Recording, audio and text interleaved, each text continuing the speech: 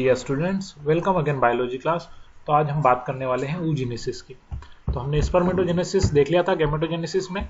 अब हम बात करेंगे oogenesis की। The process of formation of mature female gametes is called oogenesis। तो oogenesis में आपका जो है फीमेल गैमेट्स बनते हैं with the different form spermatogenesis. ये जो प्रोसेस है बिल्कुल स्पर्मेटोजेनेसिस से डिफरेंट है, अलग है। oogenesis the initiated during the embryonic development stage when a couple of million gametes mother cells oogonia are formed with each fetal ovary। यहाँ पर क्या है कि एक्चुअल में स्पर्मेटोजेनेसिस से बिल्कुल मतलब डिफरेंट है, अलग है। क्योंकि oogenesis में क्या होता है कि एम्ब्रियोनिक स्टेज में ही बहुत सारे जो है जिसको अपन बोलते हैं उगोनिया मदर सेल बन जाते हैं, ठीक है ना। तो जो है उगोनिया बन जाते हैं, यानी कि हमने स्पर्मेटोजेनेसिस में क्या पढ़ा था, स्पर्मेटोजेनेसिस में हमने पढ़ा था कि स्पर्म जो है कब बनने चालू होते हैं, जब प्यूबर्टी आती है। लेकिन उगोनिया फीमेल के अंदर oogenesis में उगोनिया जो होते हैं वो एम्ब्रियोनिक डेवलपमेंट स्टेज में ही बहुत सारे बन जाते हैं, ठीक है। And no more oogonia formed and added after birth, यानी कि जो है बर्थ होने के बाद, यानी कि जब जन्म हो जाता है फीमेल अगर उसका बर्थ हो गया, तो यहाँ पर उसके बाद जो है उसमें किसी प्रकार का कोई उगोनिया फॉर्म नहीं होता, ना ही उसमें एड होता। This cell start division enter into the prophase first meiotic division and get temporarily arrested. यहाँ पर क्या बताया गया है कि डिवीजन जब होता है तो prophase one of the meiotic division में ही जो है वो टेम्परली क्या हो जाता है, अरेस्टेड हो जाता है। अरेस्टेड यानी उसके बाद जो प्रोसेस होती है वो बिल्कुल रुक जाती है, ठीक है। At the stage are called primary oocytes।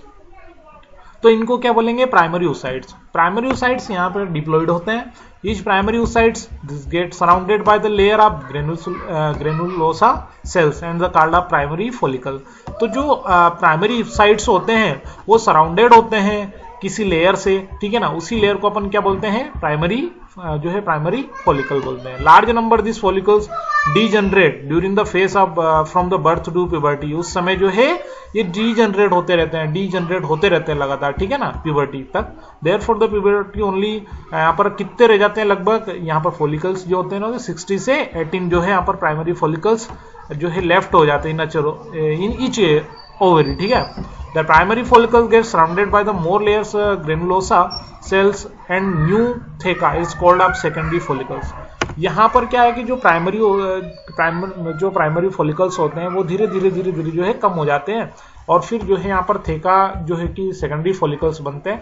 Actual में ये जो प्राइमरी और सेकेंडरी फॉलिकल्स होते हैं ये किस तरह से बनते हैं और कहाँ पर इसका लोकेशन क्या होता है, किस तरह से होता है, ये सारा डायग्राम इसके बाद नेक्स्ट हम डायग्राम इसका देखेंगे, तब आपको क्लियर इसमें समझ में आएगा। एक्चुअल में फॉलिकल्स किसको बोल रहे हैं हम, जो लेयर होती है जो उसको आसपास से सराउंडेड रखती है। हमने पहले ही यहाँ पर शुरू में ही पढ़ लिया इसको कि जो प्राइमरी oocytes होते हैं वो सराउंडेड होते हैं किससे, लेयर से, ग्रेनुलोसा की लेयर से, सेल्स से, ठीक है ना। तो उनको क्या बोलते हैं, प्राइमरी फॉलिकल्स बोलते हैं। तो large number of this follicles degenerate, ये सारे के सारे जो क्या होते हैं, डीजनरेट। तो ये जो प्राइमरी फॉलिकल्स होते हैं इनका क्या होता है, डीजनरेट होते रहते हैं, लेकिन ठीक है ना, बर्थ से प्यूबर्टी तक, यानी प्यूबर्टी आते आते बहुत सारे ये क्या हो जाते हैं, जो इनको अपन बोल सकते हैं कि जो भारी मात्रा में क्या हो जाते हैं, उनका हाथ से हो जाता है। डीजनरेट यानी हाथ से, यानी कि ये नष्ट हो जाते हैं, धीरे धीरे कम हो जाते हैं, ठीक है। और इसमें क्या होता है कि ये जो और जब जो है देयरफॉर प्यूबर्टी में जो है आपके 60 से 80 हजार ही जो है प्राइमरी फॉलिकल्स जो है आपके बचते हैं, मतलब यहाँ पर वो सारे धीरे धीरे क्या हो जाते हैं, वो डीजनरेट हो जाते हैं, वो जो है। तो ये बाद में जो है एक और परत से घिर जाते हैं जिसको अपन बोलते हैं यहाँ पर थेका, यहाँ पर कॉल्ड सेकेंडरी फॉलिकल्स इसको बोलते हैं। The secondary follicle soon transforms into the tertiary follicle. तो तीसरा फॉलिकल भी यहाँ पर बन जाता है with the characterized fluid filled cavity called antrum. तो यहाँ पर आपको एंट्रम भी दिखेगा, एंट्रम भी आपको डायग्राम में दिखाएंगे। एंट्रम यानी कैविटी बन जाती है, एंट्रम उसको बोलते हैं, ठीक है ना। तो उसके बाद the theca layer is organised into the inner theca interna and outer theca externa. यहाँ पर जो है इनर थेका इंटरना बोलते हैं और आउटर को क्या बोलते हैं, एक्सटर्ना बोलते हैं, ठीक है। It is the important draw your attention that is the day stage primary oocytes and tertiary follicles grow size and completes its first meiotic division. It is the unequal division resulting the formation of large haploid secondary oocytes। तो यहाँ पर large number of secondary oocytes बनते हैं। Tiny first polar body, तो अपन diagram में यहाँ पर देख लेते हैं, तभी आपको समझ में आएगा सारी चीजें। फिर आपका जो है secondary oocytes bulk the nutrient cytoplasm में primary oocytes।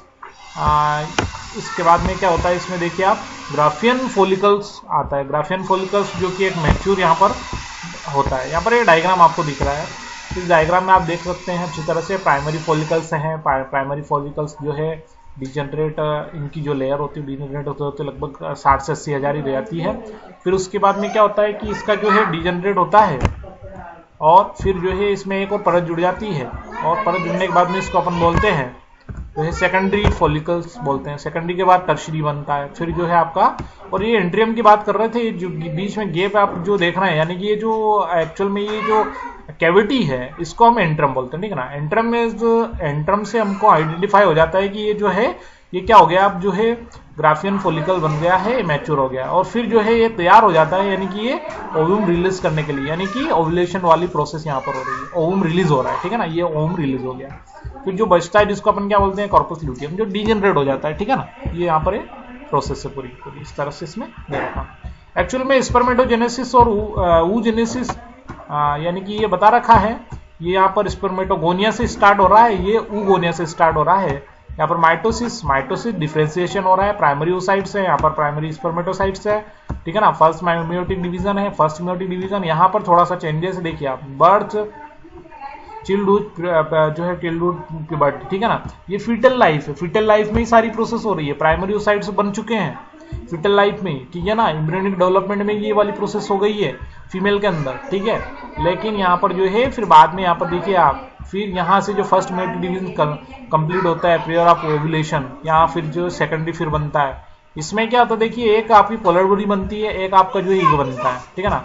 Second polar body बनती है, फिर लास्ट आपको ओवम मिल जाता है। और इसमें देखिए आप किस तरह से होता है कि यहाँ पर इस पर प्राइमरी स्पर्मेटोसाइट्स बनते हैं, फिर सेकेंडरी स्पर्मेटोसाइट्स बनते हैं, स्पर्मेटिड्स बनते हैं, और फिर जो लास्ट में आपका स्पर्मेटोजोआ जिसको हम बोलते हैं स्पर्म बोलते हैं, ठीक है। तो एक्चुअल में ये डिफरेंस होता है। तो ये यहाँ पर क्रोमोसोम नंबर भी दे रखे हैं। तो ये प्राइमरी oocytes, यहाँ पर प्राइमरी oocytes जो है यहाँ पर 46 होते हैं, ठीक है ना। तो सेकेंडरी oocytes में दोनों में जो है 23 हो जाते हैं, ठीक है ना। तो इसमें जो है 23 रहते हैं। एक्चुअल में प्रोसेस जो है कॉमन है दोनों में, लेकिन सिर्फ जो है एक तो नाम डिफरेंस है और थोड़ा सा डिफरेंस से अलग है। मतलब इसमें पोलर बॉडी बन रही है, इसमें नहीं बन रही है। इसमें फीटल लाइफ में, यानी जो फीटल लाइफ होती है, यानी कि एम्ब्रियोनिक स्टेज में ही जो है इसमें बहुत सारे जो है यहाँ पर oogonia बन जाते हैं, ठीक है ना, ठीक है। लेकिन यहाँ पर क्या होता है कि एट प्यूबर्टी में, लेकिन यहाँ पर प्यूबर्टी नहीं, इसमें जो है oogonia कभी से बन जाते हैं, एम्ब्रियोनिक डेवलपमेंट बन जाते हैं। उसके बाद जो प्रोसेस होती है वो बिल्कुल रुक जाती है, और उसके बाद वो प्रोसेस कब चालू होती है, वापस से प्यूबर्टी में चालू होती है, और फिर जो है ओवुलेशन होता है, ठीक है ना। तो ये जो है प्रोसेस से दोनों का मैंने कंपैरिजन भी आपको बता दिया है। तो इसके आगे अपना मेंस्ट्रुअल साइकिल है वो अपन नेक्स्ट वीडियो में देखेंगे।